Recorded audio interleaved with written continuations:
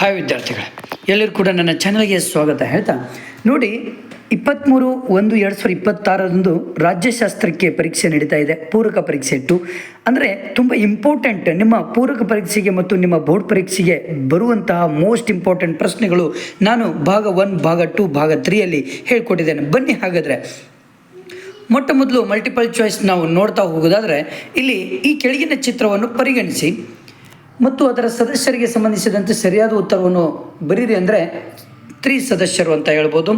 Next AITUC ಅನ್ನು ವಿಸ್ತರಿಸಿ all India trade union Congress ಅಂತ ಹೇಳ್ಬೋದು. ನೆಕ್ಸ್ಟ್ ಲೇಸಸ್ ಫೇರ್ ಎಂದರೆ ಮುಕ್ತ ಮಾರುಕಟ್ಟೆ. ವೆಸ್ಟ್ಫಾಲಿಯಾ ಒಪ್ಪಂದ ಆದ ಇಸ್ವಿ 1648. ಮೋಸ್ಟ್ ಇಂಪಾರ್ಟೆಂಟ್ ಪ್ರಶ್ನೆಗಳು, ಯಾಕಂದರೆ ಈಗಲೇ ನನ್ನ ಚಾನಲನ್ನು ಸಬ್ಸ್ಕ್ರೈಬ್ ಮಾಡಿ. ಜೊತೆಗೆ ಈ 3 ಭಾಗ 1, ಭಾಗ 2, ಭಾಗ 3ಯಲ್ಲಿರುವಂಥ ಮೋಸ್ಟ್ ಇಂಪಾರ್ಟೆಂಟ್ ಪ್ರಶ್ನೆಗಳೇ ನಿಮಗೆ ಪೂರಕ ಪರೀಕ್ಷೆಗೆ ಬೋರ್ಡ್ ಪರೀಕ್ಷೆಗೆ ಬರುತ್ತೆ. ಓಕೆ, ಬನ್ನಿ ಹಾಗಾದರೆ.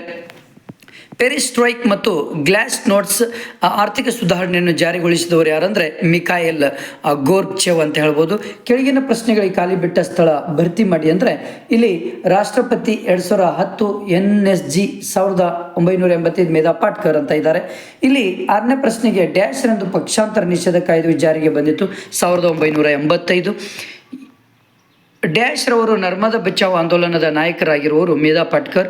ಡ್ಯಾಶ್ ರವರು ರಾಷ್ಟ್ರೀಯ ತುರ್ತು ಪರಿಸ್ಥಿತಿ ಸಮಯದಲ್ಲಿ ಹಣಕಾಸಿನ ಅಧಿಕಾರಗಳನ್ನು ಚಲಾಯಿಸುವವರು ರಾಷ್ಟ್ರಪತಿ. ಡ್ಯಾಶ್ ರಲ್ಲಿ ದಕ್ಷಿಣ ಆಫ್ರಿಕಾ ಬ್ರಿಕ್ಸ್ನ ಸದಸ್ಯ ರಾಷ್ಟ್ರವಾಯಿತು 2010. ಡ್ಯಾಶ್ ಎಂಬುದು ಅಣು ಸರಬರಾಜು ಗುಂಪಿನ ರಾಷ್ಟ್ರಗಳು NSG.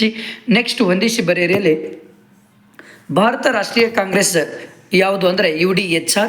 ಜೆ ಉತ್ತರಗಳು 1885. ಭಾರತ ರಾಷ್ಟ್ರೀಯ ಕಾಂಗ್ರೆಸ್ ಸ್ಥಾಪನೆ ಆಗಿದ್ದು 1885ರಲ್ಲಿ. ಹಾಗೆ JPSC ಜಂಟಿ ಲೋಕಸೇವಾ ಆಯೋಗ ಅಂತ ಹೇಳ್ತೀವಿ. 1988 ಯಾವುದು ಭ್ರಷ್ಟಾಚಾರ ನಿಷೇಧ ಕಾಯ್ದೆ ಯಾವಾಗಾಯಿತು ಅಂದರೆ 1988ರಲ್ಲಿ. ಡಿ ರಿಪಬ್ಲಿಕ್ ಜೀನ್ ಬೋಡಿನ್ ಅಂತ ಹೇಳ್ಬೋದು. ಮಾನವ ಹಕ್ಕುಗಳ ಸಾರ್ವತ್ರಿಕ ಘೋಷಣೆ ಯಾವಾಗಾಯಿತು ಅಂದರೆ UDHR ಅಂತ ಹೇಳ್ಬೋದು. ನೆಕ್ಸ್ಟು ಈ ಕೆಳಗಿನ ಪ್ರಶ್ನೆಗಳಿಗೆ ಒಂದು ವಾಕ್ಯದಲ್ಲಿ ಉತ್ತರಿಸಿ. ಅಂದರೆ ಯಾವ ಸಭೆಯು ಮಧ್ಯಂತರ ಸರ್ಕಾರವನ್ನು ರಚಿಸಿತು ಅಂದರೆ ರಾಜ್ಯಾಂಗ ರಚನಾ ಸಭೆ ಮಧ್ಯಂತರ ಸರ್ಕಾರವನ್ನು ರಚಿಸುತ್ತೆ. ಆರ್ಥಿಕ ತಾರತಮ್ಯ ಎಂದರೇನು ಅಂದರೆ ಎಲ್ಲರಿಗೂ ಆರ್ಥಿಕ ವಿಚಾರಗಳಲ್ಲಿ ಸಮಾನ ಅವಕಾಶಗಳನ್ನು ನೀಡದಿರುವುದೇ ಆರ್ಥಿಕ ತಾರತಮ್ಯ ಅಂತ.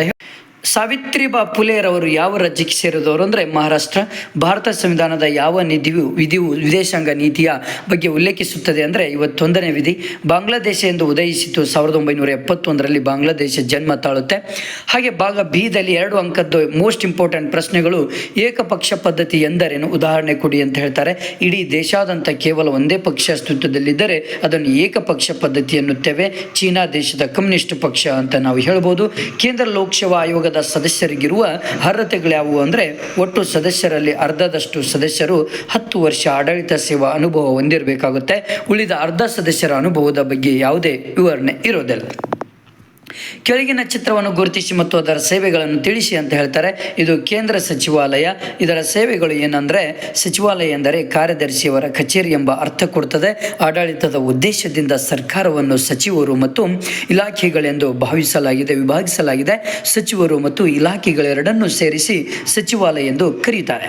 ಸಚಿವರಿಗೆ ವಹಿಸಿದ ವ್ಯವಹಾರಗಳನ್ನು ಪರಿಣಾಮಕಾರಿಯಾಗಿ ನಿರ್ವಹಿಸಲು ಹಲವಾರು ಇಲಾಖೆಗಳು ವಿಭಾಗ ಮತ್ತು ಶಾಖೆಗಳಾಗಿ ವಿಂಗಡಿಸಲಾಗಿದೆ. ಕರ್ನಾಟಕದಲ್ಲಿ ದಲಿತ ಸಂಘರ್ಷ ಸಮಿತಿಯನ್ನು ಯಾರು ಮತ್ತು ಯಾವಾಗ ಸ್ಥಾಪಿಸಿದರು ಅಂದರೆ, ಕರ್ನಾಟಕದಲ್ಲಿ ದಲಿತ ಸಂಘರ್ಷ ಸಮಿತಿಯನ್ನು 1974ರಲ್ಲಿ ಬಿ ಕೃಷ್ಣಪ್ಪನವರು ಸ್ಥಾಪನೆ ಮಾಡ್ತಾರೆ. ಓಕೆನಾ. ಭಾರತ ವಿದೇಶಾಂಗ ನೀತಿಗೆ ಕೊಡುಗೆಯನ್ನು ನೀಡಿದ 2 ನಾಯಕರನ್ನು ಹೆಸರಿಸಿ ಅಂದರೆ ಮಹಾತ್ಮ ಗಾಂಧೀಜಿ ಮತ್ತು ಜವಾಹರ್ಲಾಲ್ ನೆಹರು ಅಂತ ಹೇಳ್ಬೋದು. ಹಾಗೆ ಭಾಗ ಸಿ 5 ಅಂಕಗಳಿಗೆ ಸಂಬಂಧಪಟ್ಟುವಂಥ ಮೋಸ್ಟ್ ಇಂಪಾರ್ಟೆಂಟ್ ಪ್ರಶ್ನೆಗಳು ಯಾವುದು ಅಂದರೆ, ಇಲ್ಲಿ ಭಾರತವು 26ನೇ ಜನವರಿ ಅಂದರೆ ಪ್ರಥಮ ಸಾರ್ವತ್ರಿಕ ಚುನಾವಣೆಗಳು 1951-52ರಲ್ಲಿ ನಡೀತದೆ. ಇದು ಭಾಳ ಇಂಪಾರ್ಟೆಂಟ್. ಇದೊಂದು ಬರುತ್ತೆ, ಇದೊಂದು ಓದ್ಕೊಳ್ಳಿ. ಜೊತೆಗೆ ನೆಕ್ಸ್ಟ್ ಬಂದ್ಬಿಟ್ಟು ಇಲ್ಲಿ ಪ್ರಥಮ ಫಲಿತಾಂಶ ಮತ್ತು ಕೆಲವು ಪಕ್ಷಗಳು. ನೆಕ್ಸ್ಟ್ ಬಂದ್ಬಿಟ್ಟು ಇಲ್ಲಿ ಮೇಲಿನ ಫಲಿತಾಂಶಗಳಿಂದ ಕೆಳಕಂಡ ಸಂಗತಿಗಳು ನಿಶ್ಚಲವಾಗುತ್ತವೆ. ಇವೆಲ್ಲವೂ ಕೂಡ ನೀವು ಬರಿಬೇಕಾಗುತ್ತೆ. ನೆಕ್ಸ್ಟ್ ಪ್ರಶ್ನೆ ಬಂದ್ಬಿಟ್ಟು ಇಲ್ಲಿ ಇಂಪಾರ್ಟೆಂಟ್, ರಾಜ್ಯಗಳ ಏಕೀಕರಣದಲ್ಲಿ ಸರ್ದಾರ್ ವಲ್ಲಭಭಾಯ್ ಪಟೇಲರ ಪಾತ್ರವನ್ನು ತಿಳಿಸಿ ಅಂತ ಹೇಳ್ತಾರೆ. ಇಷ್ಟು ನೀವು ಬರಿಬೇಕಾಗುತ್ತೆ. ಓಕೆನಾ. ಇದು ಎಲ್ಲವೂ ಕೂಡ ಬಹಳ ಇಂಪಾರ್ಟೆಂಟ್ ಪ್ರಶ್ನೆ ಬಂದ್ಬಿಟ್ಟು. ನೆಕ್ಸ್ಟ್ ಬಂದ್ಬಿಟ್ಟು ನಾಗರಿಕ ಸೇವಾ ವರ್ಗದ ಲಕ್ಷಣಗಳನ್ನು ವಿವರಿಸ್ರಿ ಅಂತ ಹೇಳ್ತಾರೆ. ಇವು ಎಲ್ಲವೂ ಕೂಡ ನಾಗರಿಕ ಸೇವಾ ವರ್ಗದ ಲಕ್ಷಣಗಳು ಒಂದೊಂದಾಗಿ ಇಲ್ಲಿ ಎಕ್ಸ್ಪ್ಲೇನ್ ಕೂಡ ಕೊಡಲಾಗಿದೆ.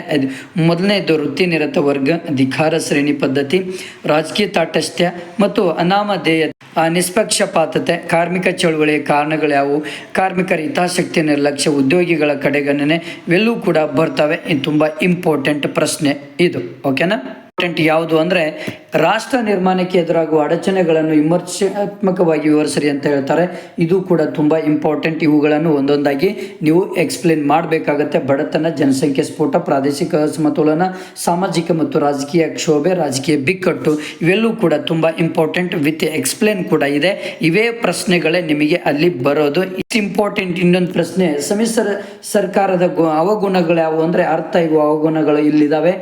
ಓಕೆ, ಇವೆಲ್ಲವೂ ಕೂಡ ಅವಗುಣಗಳು ಅಂತ ನಾವು ಹೇಳಬಹುದು. ಓಕೆನಾ? ಇವೆಲ್ಲವೂ ಕೂಡ ತುಂಬ ಇಂಪಾರ್ಟೆಂಟ್ ಪ್ರಶ್ನೆಗಳು. ನೆಕ್ಸ್ಟ್, ಭಯೋತ್ಪಾದನೆ ವಿರುದ್ಧ ಯುವಜನತೆಯ ಪಾತ್ರವನ್ನು ವಿವರಿಸ್ರಿ ಅಂತ ಹೇಳ್ತಾರೆ. ಇವೆಲ್ಲೂ ಕೂಡ ಪಾತ್ರಗಳನ್ನು ನೀವು ವಿವರಿಸಬೇಕಾಗತ್ತೆ. ಓಕೆ, 5 ಪಾತ್ರಗಳಿದ್ದಾವೆ. ಇವೆಲ್ಲೂ ಕೂಡ ಚೆನ್ನಾಗಿ ನೀವು ಭಯೋತ್ಪಾದನೆ ವಿರುದ್ಧ ಯುವಜನತೆಯ ಪಾತ್ರ ಇದೊಂದು ಸ್ಟಡಿ ಮಾಡ್ಕೊಳ್ಳಿ, ಬರ್ತದೆ. ತುಂಬ ಇಂಪಾರ್ಟೆಂಟ್. ನಿಮಗೆ ಕೆಳಗಿನ ಚಿತ್ರವನ್ನು ಪರಿಗಣಿಸಿ ಮತ್ತು ಅದರ ಸ್ಥಾಪನೆಯ ಕುರಿತು ಒಂದು ಟಿಪ್ಪಣಿ ಬರೆಯಿರಿ ಅಂದರೆ ಇದು ಕೂಡ ಮೋಸ್ಟ್ ಇಂಪಾರ್ಟೆಂಟ್ ಪ್ರಶ್ನೆಯಲ್ಲಿಯೂ ಕೂಡ ಒಂದಿದೆ. ಇದು ವಿಶ್ವಸಂಸ್ಥೆಯ ಬಗ್ಗೆ ಸಂಪೂರ್ಣವಾದಂಥ ಮೋಸ್ಟ್ ಇಂಪಾರ್ಟೆಂಟ್ ಪಾಯಿಂಟ್ಸ್ಗಳಿದ್ದಾವೆ. ಇವುಗಳನ್ನು ಕೂಡ ಓದ್ಕೊಳ್ಳಿ. ಇಷ್ಟು ಇಂಪಾರ್ಟೆಂಟ್ ಪ್ರಶ್ನೆ. ನೆಕ್ಸ್ಟ್ ಭಾಗ 2ದಲ್ಲಿಯೂ ಕೂಡ ಇದ್ದಾವೆ. ನಾನು ಇವತ್ತು ಹೇಳಿಕೊಡುವಂಥ ಭಾಗ 1, 2, 3ದಲ್ಲಿ ಇದ್ದಂಥ ಕ್ವಶನ್ಸ್ಗಳೇ ನಿಮ್ಮ ಬೋರ್ಡ್ ಪರೀಕ್ಷೆ ಮತ್ತು ನಿಮ್ಮ ಪ್ರಿಪರೇಟರಿ ಪರೀಕ್ಷೆಗೆ ಬರುವಂಥದ್ದು. Okay, thank you friends, thank you.